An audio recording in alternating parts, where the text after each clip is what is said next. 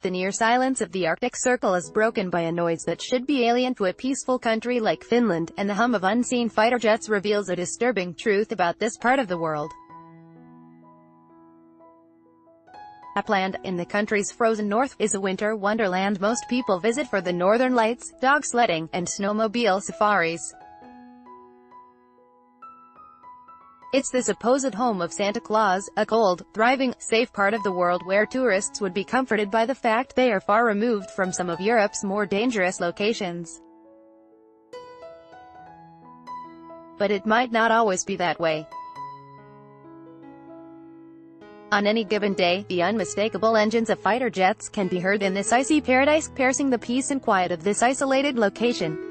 The jets are F-18 Hornets from the Lapland Air Command, and they are based in at Rovaniemi Airport, which doubles as an airbase and the gateway to Lapland for the rest of the world. The wing's primary purpose is guarding and defending Lapland's airspace, in support of the nation's land forces. It provides aerial surveillance and fighter jet service training, and is busier than ever. There is only one enemy, a local told news.com.au in Rovaniemi last week when asked about the frenetic fighter jet activity.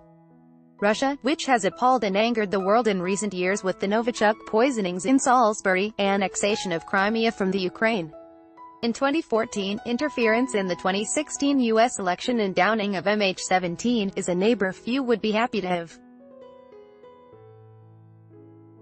The two countries share a turbulent past. The Finnish Declaration of Independence from Moscow was finally signed in 1917, and the country forged a path that saw the creation of a term, Finlandization, that essentially means the smaller of two countries accepts the interests of the more powerful neighbor, in order to keep its independence and own political system. Finland shares a 1,340-kilometer border with Russia, which runs mostly through uninhabited forest and sparsely populated rural areas. There are border checks and controlled crossings, but it is not illegal. Migrants Finns are wary about. People know what Russia is capable of, and it's something people have to live with, one tour guide said.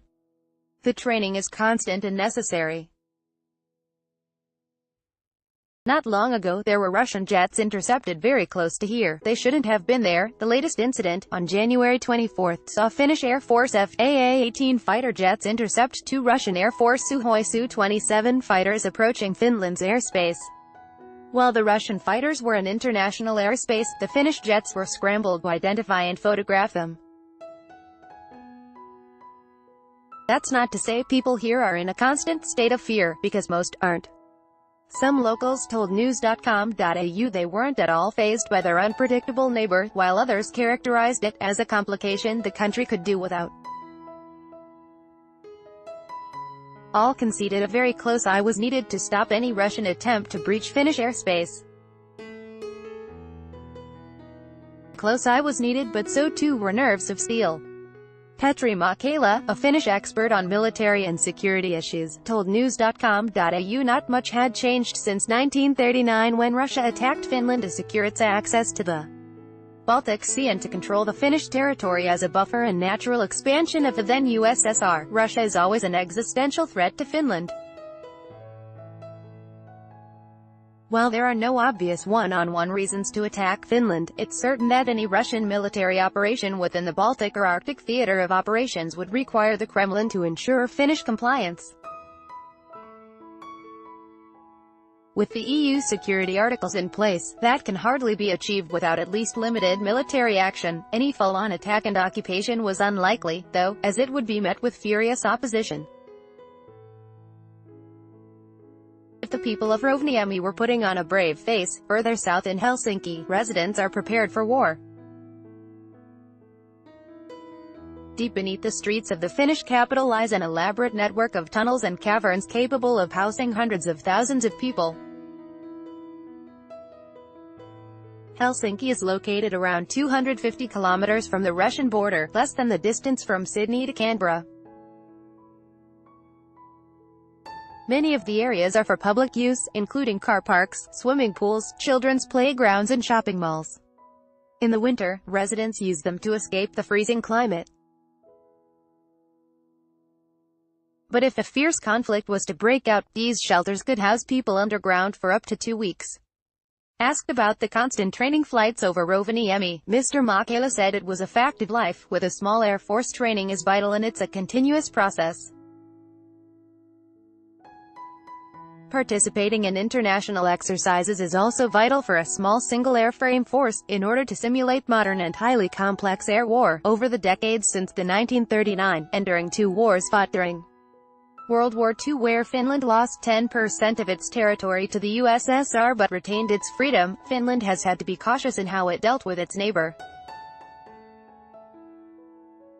Mr. Makela said that strategy varied from appeasement to all-out war. The present strategy of balancing as close to the NATO as possible without provoking the bear is a risky one. Finland should join NATO if possible, and if not, try to ensure bilateral security guarantees from the Western nations. Asked if the Finns were being complacent, Mr. Makela said, "From my perspective, yes. And Russia interprets softness and silence as weakness. Finland is a member of the European Union but not military alliance NATO."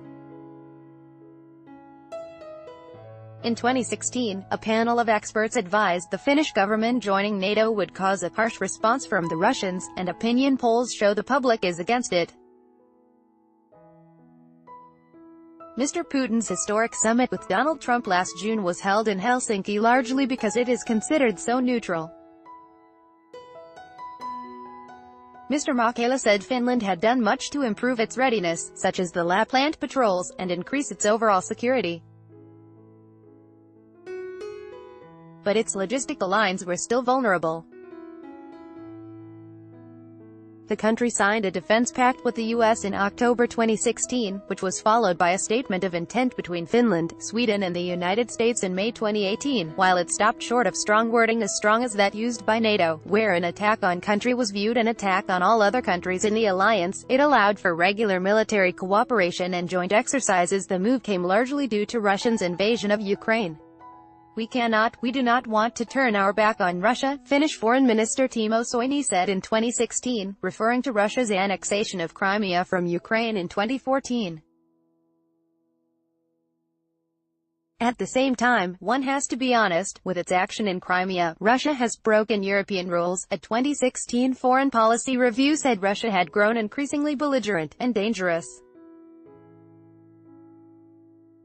The use or threat of military force against Finland cannot be excluded, it said. Mr. Makela said ultimately Finns would have to live with Russia, which proved an existential threat.